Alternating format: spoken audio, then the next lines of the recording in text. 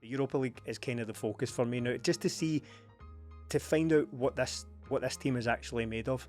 I've not taken the package up, and I'll tell you why I've not taken the package up. Because every pound that you spend with Celtic at the moment is a vote to keep having things run the way they're running. Saturday's going to be quite intense, I think. Yeah. And it's one of those ones where you're going, I'm quite looking forward to the game, but there's going to be this wee needle in amongst it. Rangers in the Cup, the Europa League on the horizon, fan protests in the stand. This is 20 Minute Tims, and we're here to talk about Celtic. I'm your host, Jamie, joined by Melly. Yes. And Stephen. What's happening, lads? Oh, do you know what? There's just been so much to talk about with Celtic recently, about protests and anger and letdowns and statements. And I thought, do you know what? We'll just get together and talk about all of it. And just when you thought things were getting a wee bit quieter, the small subject of the Europa League is here. Then we draw Rangers in the Cup. Then you've got fan protests in the stands. And I thought, God, it's all happening for Celtic. Financial results and everything. That was snuck out on a Friday night, I think it was this time. Typically when you do those things, it's a Friday night.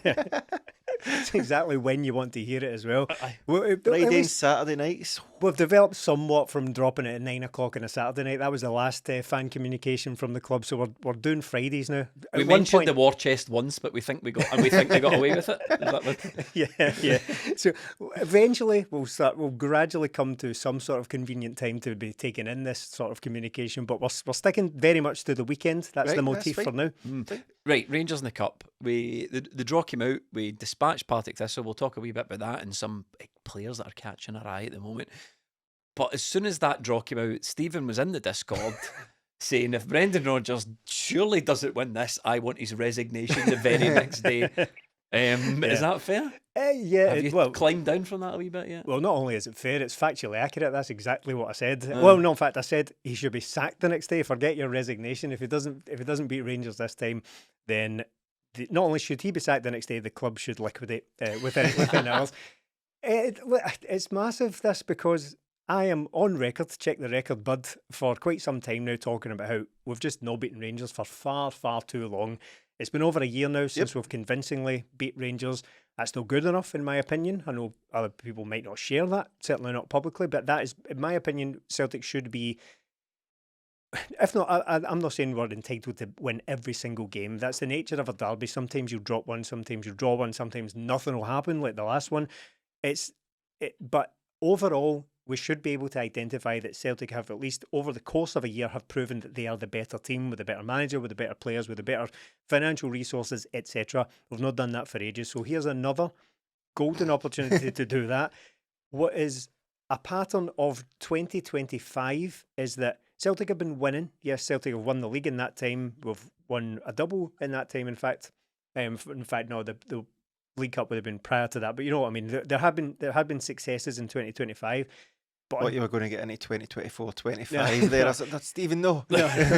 But what is also a pattern is that on each and every occasion where we've had the opportunity to win a very important, either one-off game or otherwise, just an important big game, Celtic have failed it very recently. So here's another one, and we're going to have to win it this time. Yeah, and look, I get what you're saying. There's been big games that Celtic haven't turned up for, but you don't get away with continually saying Celtic didn't turn up for another big game. No, that's just how you perform in big games. Yeah.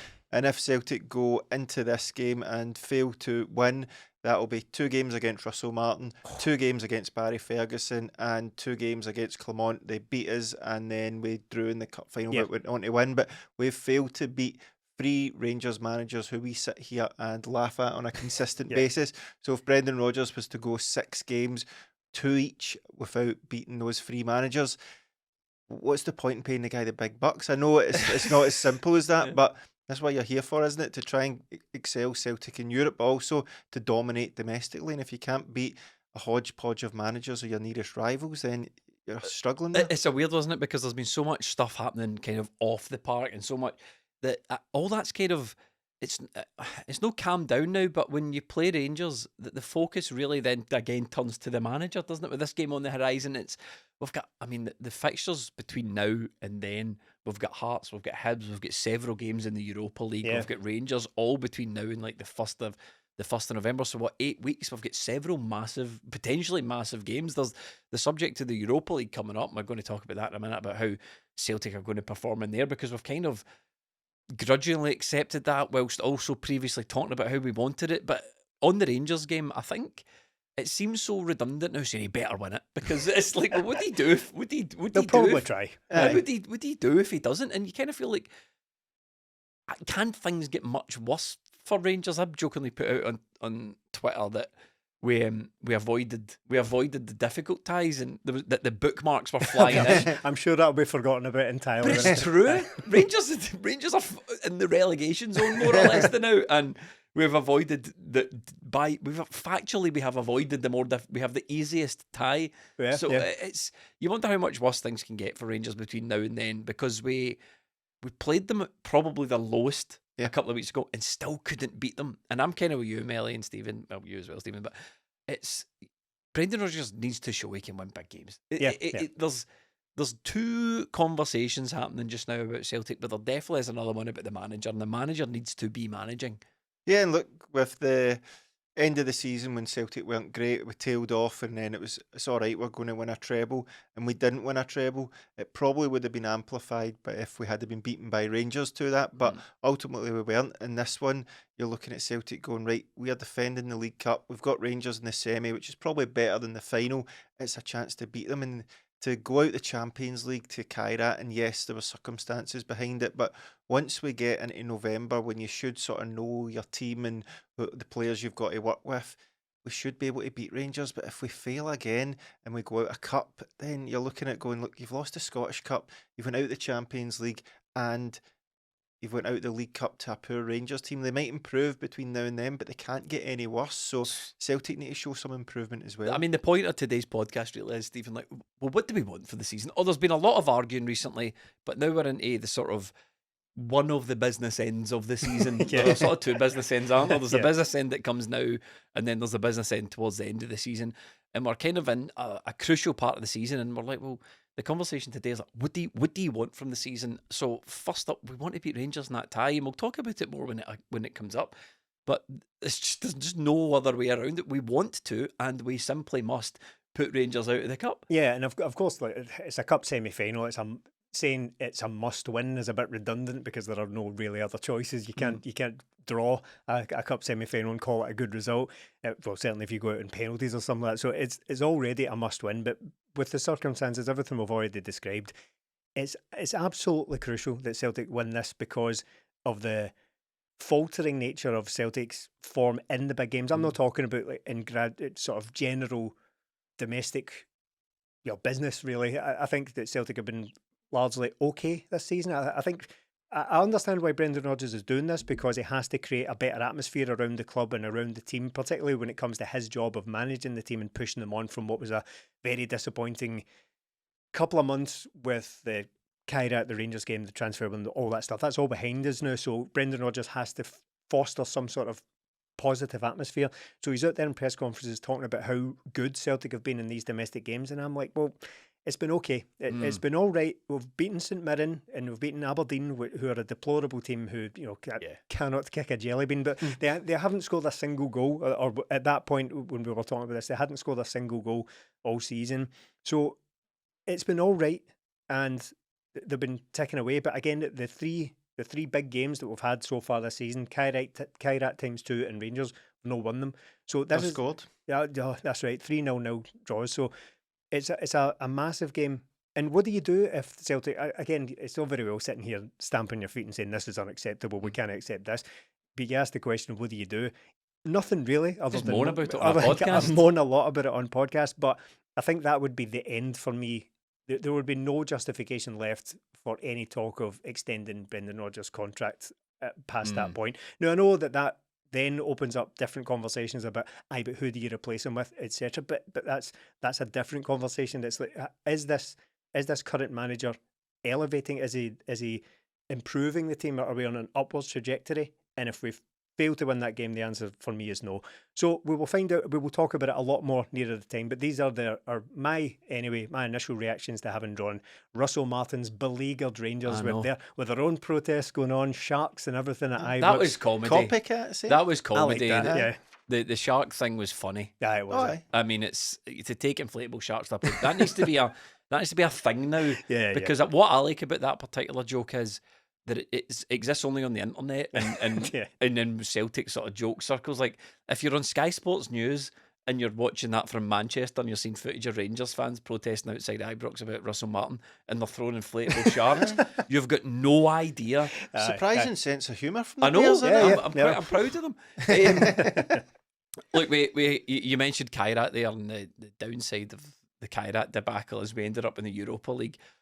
And how do you feel now, Stephen, after calling for this for weeks? Look, see, weeks? it's not just Stephen. There's been a lot of discourse online about, are we more suited to the Europa League? Is this there's been, I think it would be disingenuous to say, scanning across the social media horizon, there's not been over time sort of Celtic fans saying, look, sort of casting an envious eye on the European adventures that Rangers have gotten themselves into in the Europa League.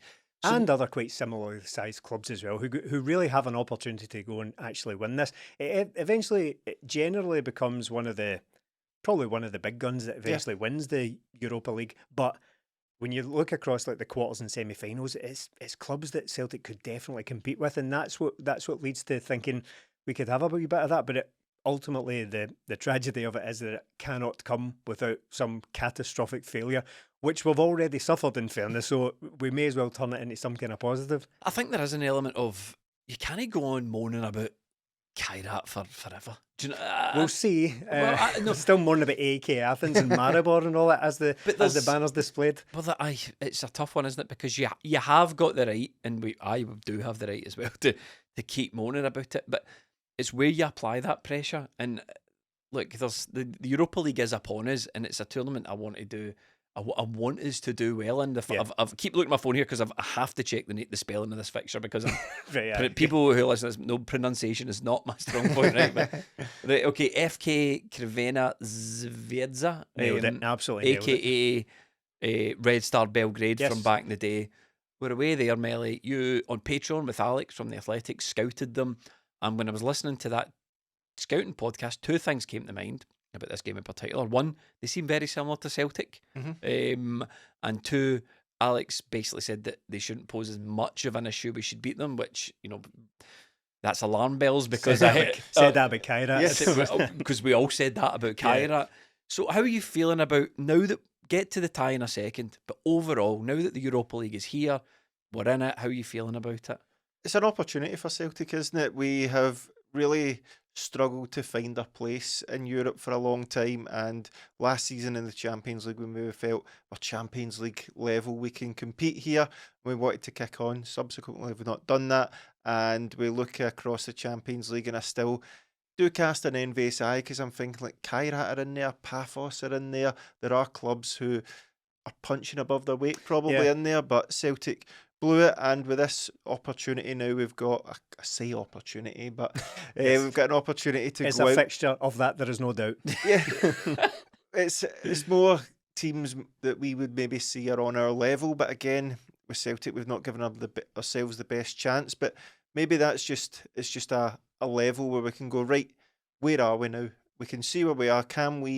Will we compete with these teams? Probably, but we need to go out and probably pick up some victories in this sort of game and maybe some other away games, because we've seen it the last time we had a good Europa League run, winning away in Lazio and all that. It was brilliant. It's one of the best nights for many Celtic fans. So this is an opportunity for us to go and go, right, let's see who we can compete against, because Celtic shouldn't really get decent ties in there, but there's nobody we should really be fearing. Well, that's that. I mean, there is a bit of cope. I do have to acknowledge, even in my own part, the cope, because last season we were taking Bayern Munich to, mere seconds of getting through to the latter stages of the Champions League, and how differently that could have went for us and how well we performed there. And now we're like, well, it's the Europa League. We're probably a Europa League side, and I'm having a look through some of the teams here in terms of difficulty. I mean, Villa are in the Europa League. Porto, is there any? Notts Forest, the English teams, Rangers. They're obviously Roma. Red Bull. There's no one hugely that I'm afraid of in No. that tournament. No one hugely I'm afraid of in our sort of group or fixture list. Nothing to fear but Celtic themselves. Basically, aye. No, I think that's accurate to say. Of course, the Europa League is now.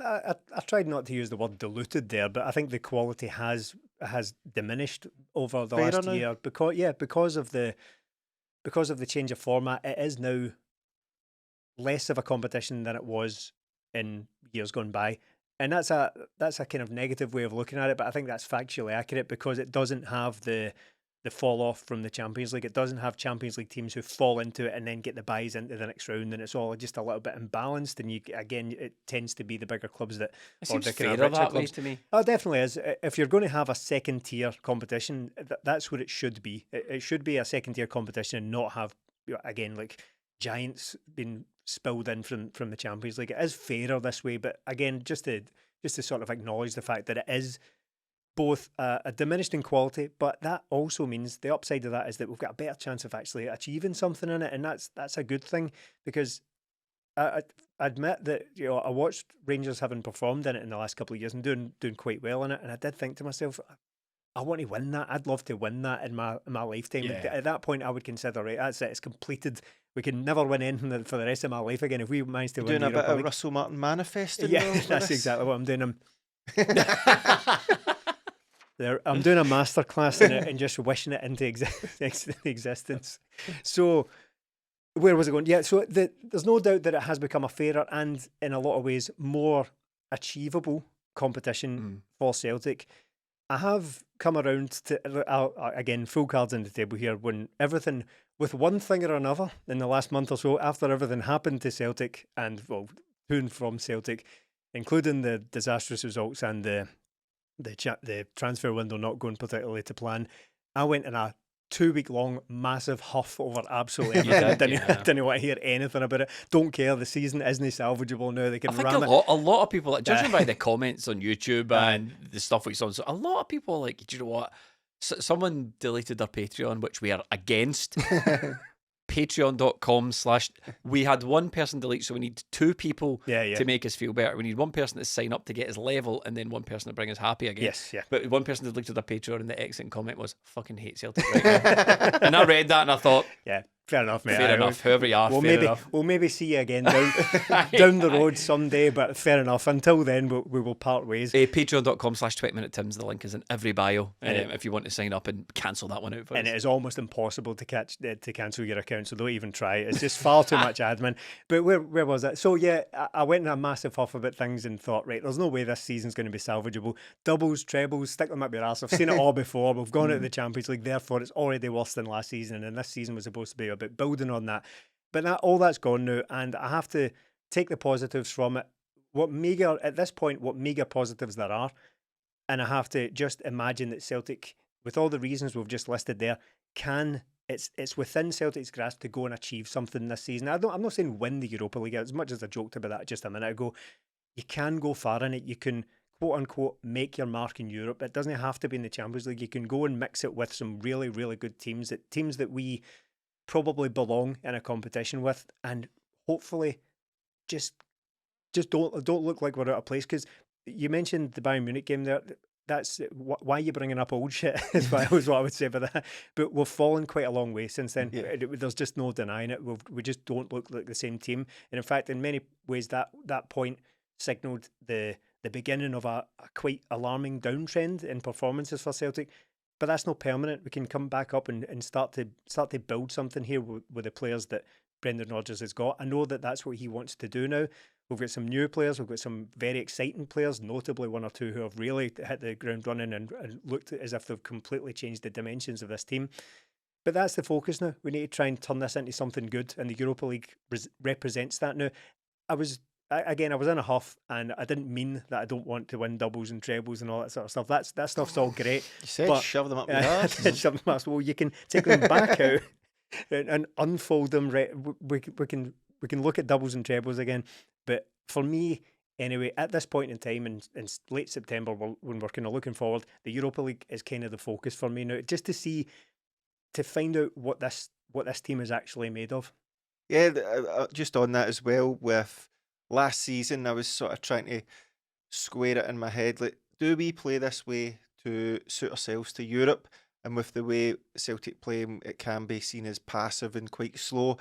Does that make us a better team in Europe where we hold on to the ball and we can make those passes? So now that we've dropped down a level, I want to see this way of playing show what it does, and I want to see, right, where are we then? So this is the way we play. This is probably why we do it, to compete with these teams. Let's see how it plays out in I reality. heard that before. And I'm Because I'm kind of like, not sure can we how not it's do going to that go. and be good at the same time? You know, can we not Yeah. do that and be fast and attacking? Have you bought the Europa League package? Are you taking your package up? I've got some, because obviously we're not going to ignore the fact that there's fan protests and the letters have went out and the statements of intent have went out, and the board are still weirdly just ignoring it and hoping it all blows over. Yeah. But there's loads of people come off the home ticket scheme. There's loads of people that have not taken up the merchandise. There's loads of people that aren't buying their package for the Europa League. And I just, how have you taken up your package? Have you taken any sort of protest in that way?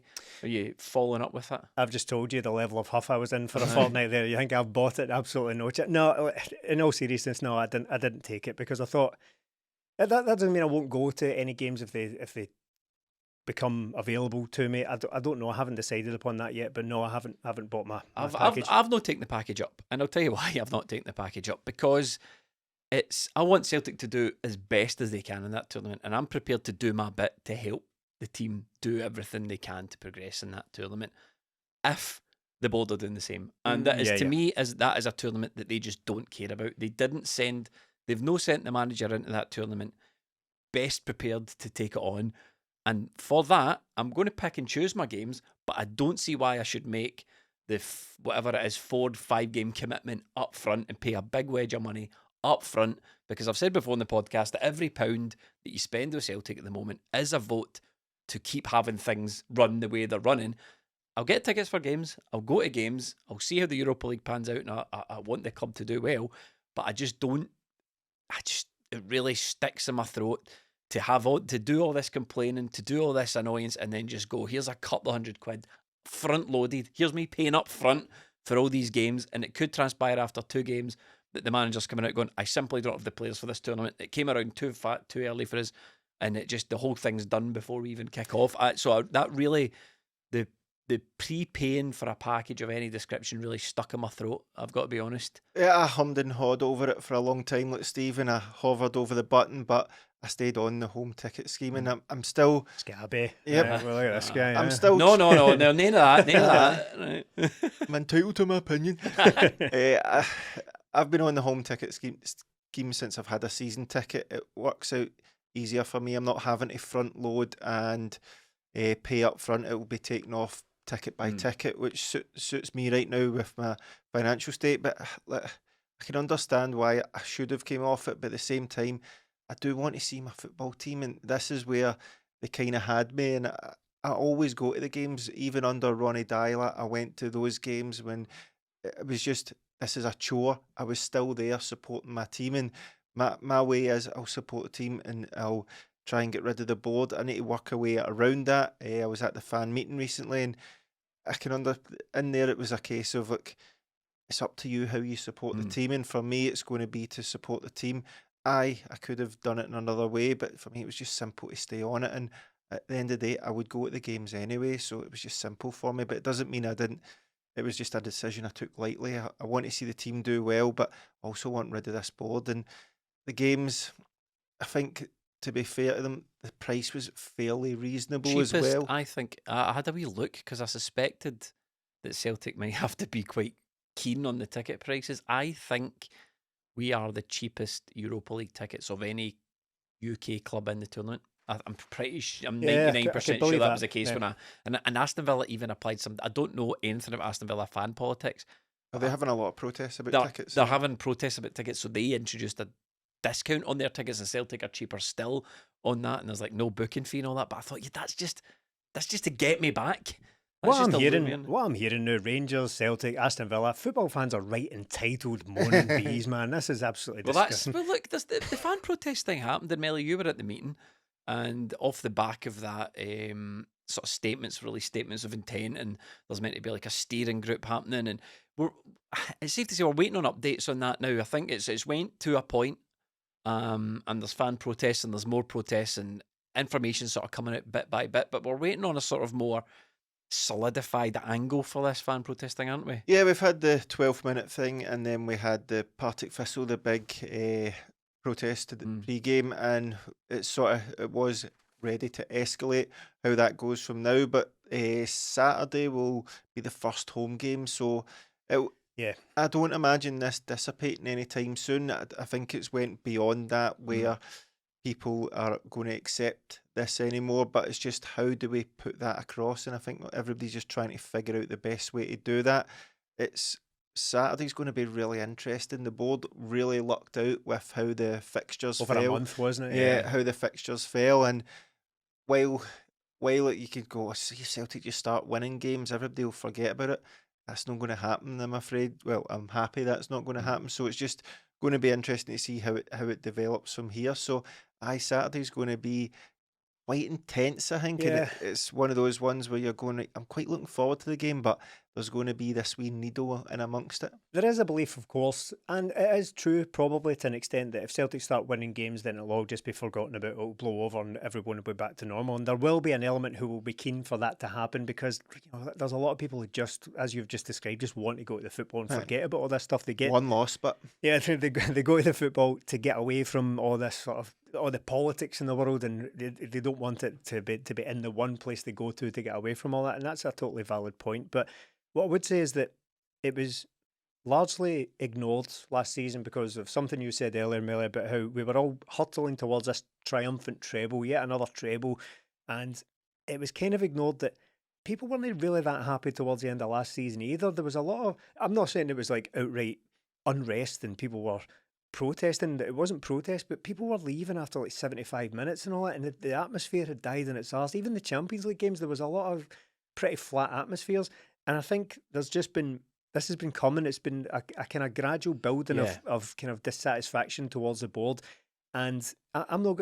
I can't predict because I'll be very interested to see what happens in the first home game back as well, and I'll be there. But I'll be interested to see just how it manifests itself, because I think back in it wasn't all that long ago we were booing Santa. Yeah. Despite the fact everything was going well, and there was guys right in front of the director's box who were very vociferously giving it to the board in no uncertain terms. That wasn't almost like this happens every season. Yeah, that wasn't that long ago. And Celtic, the one constant throughout this is that Celtic have been winning. They've been a good team throughout all this, but you can still be dissatisfied with how the things are going. So I don't think that winning games will win over as many people as has been suggested. I think it will certainly win over some people. Again, it'll turn the temperature down. Yeah, yes, that's a good way of putting it. I think it certainly will, but I don't think that it's going to go fully away this time. And just on that, there's no point denying that. I've had these discussions with people, and I've had discussions in the Discord, and I'll say, look, Celtic start winning again, and the temperature in this will turn down. No chance, not this time. I'm not at fan meetings. I'm no part of the steering group. I'm not involved in any. For full clarity, I'm not involved in any of it. I'm just an outside observer. Yeah. Like, I'm a fan in this situation, but I can already feel like the temperature online is coming down. I can already. It's just based on vibes. But people today are not as angry as they were a couple of weeks ago. No, and that's always going to happen because we've had the time in there, and look, it's not cost Celtic yet, but if we were nip and tuck and Rangers were right behind us, or we... But that's my point. My point is time and distance from the event and winning games is just it's just natural that the temperature of these things will come down, and there's no point denying it. So it's about what do we do to keep the temperature up, because you don't want to be seen to be artificially making but what do we do to keep the focus? What do we do to keep attention? We need things coming out every single week, every couple of days. Here's what's happening with the steering group. Here's what's happening with the next protest. Here's how we're going to achieve these goals. Here's what it's. I suppose what I'm saying is the information needs to be a steady, positive, constant stream to keep people up, because they just attention goes elsewhere.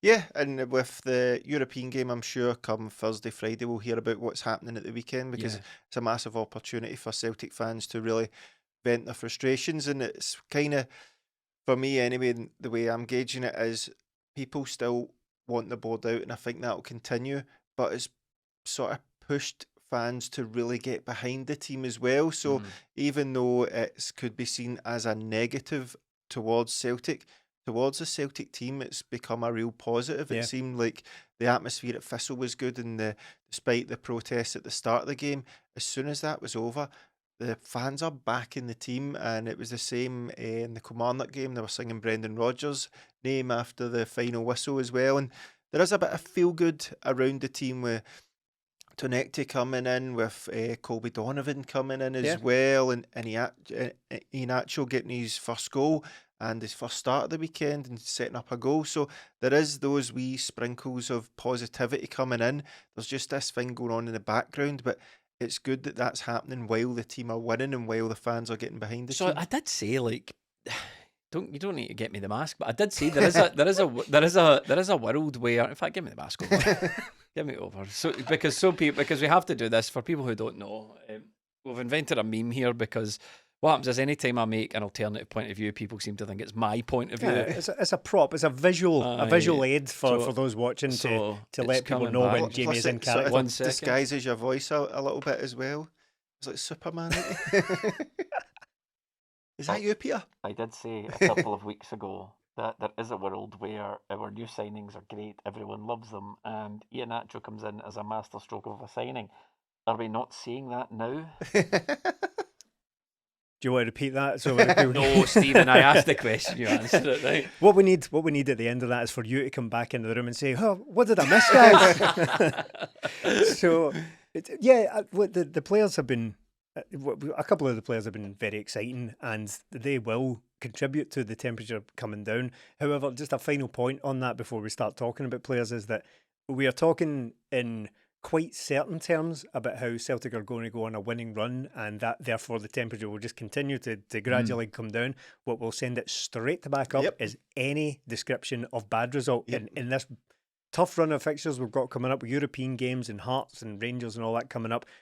We drop one in any of those, even if we have a routine draw at home, the temperature's just going to go straight back to boiling point. And another thing, Brendan doesn't seem to be too inclined, Melly, to sort of be a human shield for the board, which I'm happy about. I said on the podcast a couple of weeks ago, look, I want to see a bit more honesty from Brendan. I want to see a bit more of the real Brendan. Like, I feel like he's lost a wee bit of his swagger, I feel like he's lost a wee bit of confidence from the first time around. You know, that even in his team, his team was gallus last time, you know, and he was making bold substitutes and managerial decisions and going toe-to-toe with these European teams, and sometimes it's a disaster, and now he's trying something different, and I get it, but I feel like he's toned it down too much. You know, he had a wee dig a couple of weeks ago, he had a wee wink at the camera, and he was sort of had a wee go at Barry Fair. More of that. Come on, I want him to get his mojo back. See if this is Brendan's last season. He might as well go down giving it the bollocks. Blaze of glory. He might as well give it the bollocks. So,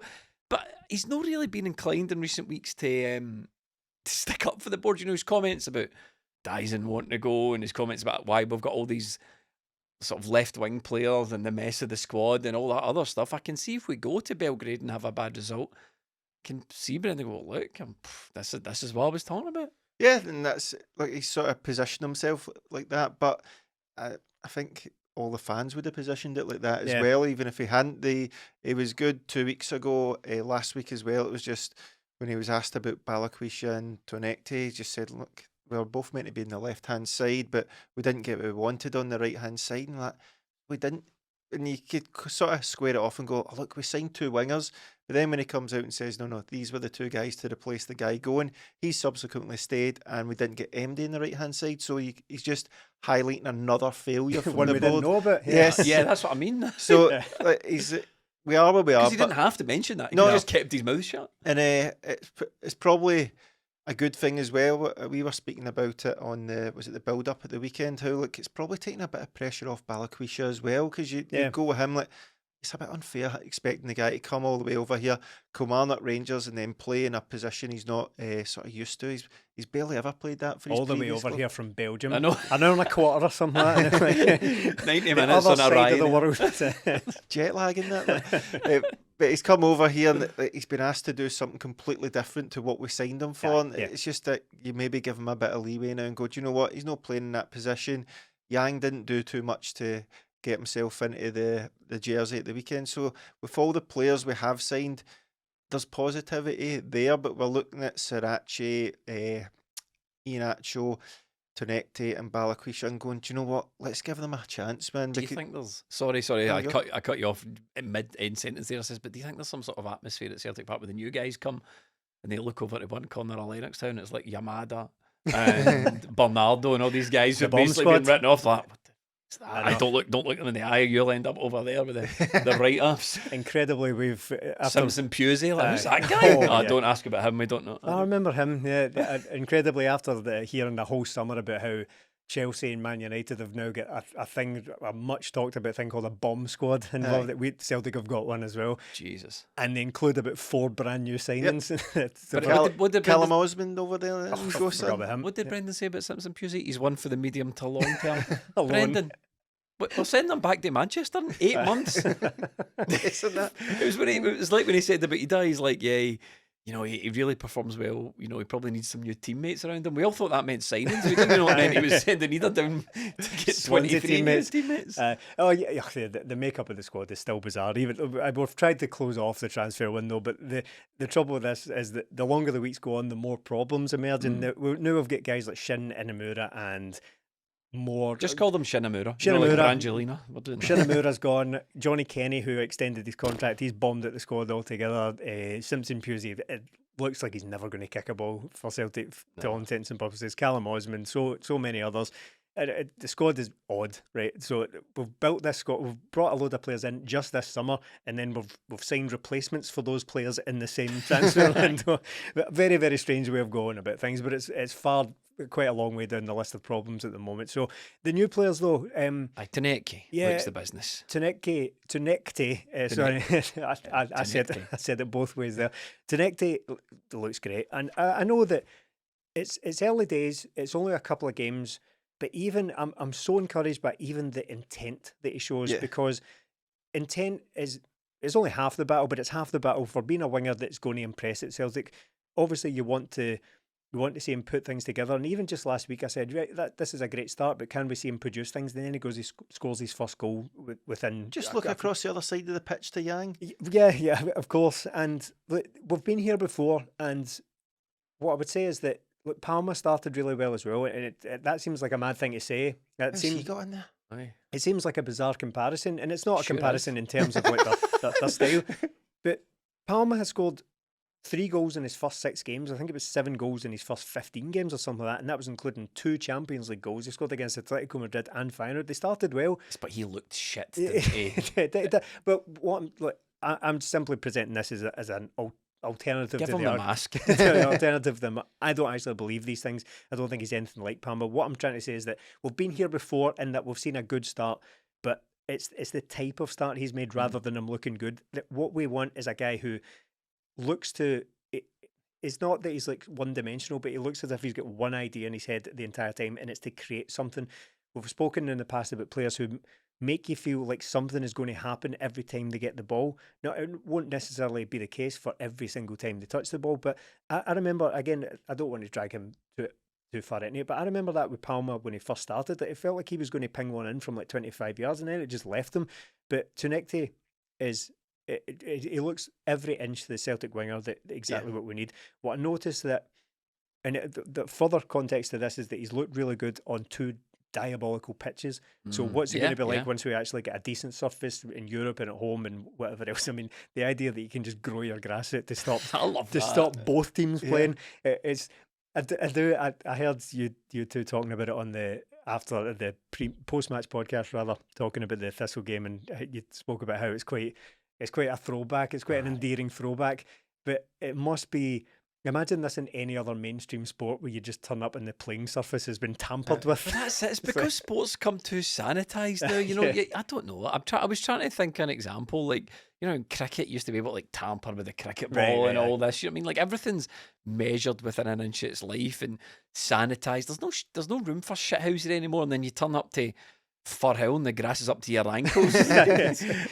You're just like, wow. Imagine it in any other multi-billion-dollar sport in the world. Imagine like the Golden State Warriors turning up to play a game of basketball and the court's covered in sand or something. Yeah, like some boxers made his side of the ring all slippy. It's tough. That's just what we decided to do today. We've ruined the chances of both teams being able to play this sport, but we need to go on with it. But where on earth was I going there? So TOUNEKTI, what I noticed about him was that when he was dribbling against Partick Thistle, he kept doing that thing where you roll your foot over the ball, and that's because the ball wasn't moving. The ball wasn't moving properly, so he had to adjust to that and still came away looking an absolute star. So it's a really encouraging start from him. Again, it's very early days, and you have to caveat it with it's just Partick Thistle and Kilmarnock. But what I don't think is relevant to the level of opposition is the intent that he shows to deliver something from Celtic. So a very exciting start for him. Impressed? Sorry? Are you impressed? I thought you said breast there. I was like, hey. Don't say it again. Oh, Melly. I've really enjoyed watching him play. It's kind of the same sort of way when Jota first came into the team. You can get that vibe off them, and there's a world one day where we get to see the two of them on the pitch as well. So looking forward to that. It's just that right-hand side that we maybe need to work on, but with TOUNEKTI, it's, look, I feel like something's going to happen when he gets the ball. He's going to try and make something happen, and that's what you want from your Celtic winger is, look, you can go back the way all you want. We've seen that all season, but what we want is somebody turn and go, no, I'm going forward, and it puts teams on the back foot. It puts them thinking what's going to happen next, and it also brings Iheanacho into the game as well. I thought he'd done well holding the play up. Done all right, yeah. I would be interested to see if he starts on Wednesday or we go back to Dyson or who plays out right, but TOUNEKTI is going to be the man out left by the looks of it. There's no point moving him about. He's in there and hopefully gets a good partnership with Tierney going down there. So really impressed by him so far. And it just goes to show you, look, there are good players out there. Yeah. Go out and get them because it's not as hard as you make it out to be. With Iheanacho, I think it's a good start from him. I don't want to get too carried away. I think the concerns over him are still valid in that he doesn't look particularly mobile enough just yet, but that's not a surprise. Sharp as well. Yeah, it does look sharp. One in the first half where he should have been there. Yeah, his touch looks very, very good, and his passing, his short passing looks excellent. Right, so those are the things you could expect, and it's no surprise to see that he's not quite as mobile yet as he probably should be. That was always going to be the case. He's not going to be as fit as we expect. Or rather, he is going to be as fit as we expect, but we expect that to get better because there's no point in shying away from it. That was the story. As much as it was pretty hilarious how far people get carried away with his physical condition once he signed for Celtic. Look, a few people definitely bought those GPT fat pictures. Looking about 23 stone. So it was quite funny to sort of play into those things. But he does look quite a bit behind in his fitness, and I think that's perfectly natural, having just signed for the club in less than ideal circumstances. There was one really interesting moment, impressive moment from him where he took the ball in and he did what he was doing basically the whole game, just taking it in and laying it off. Right, he sent Yang down the right side, and by the time Yang got into the box, which was quick, right, admittedly, there was a shot from behind the goal where it showed Iheanacho was still nowhere near the box, so he had given it away or given it off in the kind of halfway line area, and the shot behind the goal saw him doing that thing where he put his head down and started like powering as if like labouring to get to the box, and that's fine for now, but we expect him, or really we kind of need for him to get up to speed a wee bit more. But what is really good, what is really impressive is you described his hold up play. It's really simple, right? It's not even some preternatural gift that players need to be able to do this. All it is a decent touch and a decent short pass. That's all we're expecting of players. It's really stark when you see a guy who can do it and guys who can't do it. And when you come in and all it is taking a good touch, holding it off a little bit and playing a nice little incisive pass to free someone, and he can do that straight away. Other players have not been able to do that. I don't think Ida was ever totally abysmal at it. I think he was good at coming deep and getting the ball out wide one way or another. Sometimes he'd be like sliding in and popping it out to Yang or whoever out on the left. Always kind of looked untidy at times. Yes. So that's exactly the contrast there. I think Iheanacho always looks under control and calm with it. He just needs to get his stamina going and his mobility going a little bit. But it's good early signs for him. He looks as if he's going to fit into the team very, very well. Just a fitness thing, really. Support us on Patreon, patreon.com/20Minute Tims. You can get extra podcasts, videos, and writing. We're also on Substack and Apple Podcasts if that's where you prefer to listen. What have we got coming up then on Patreon? We've got pre-match for the Belgrade, post-match for Belgrade. Yep. We've got post-match for Celtic coming up this weekend, and That'll be an interesting one. that will be an yeah. interesting one, and scouting reports for all of Celtic's Europa League opponents. Patreon.com/20minutetims. Thank you so much, and we'll see you next week.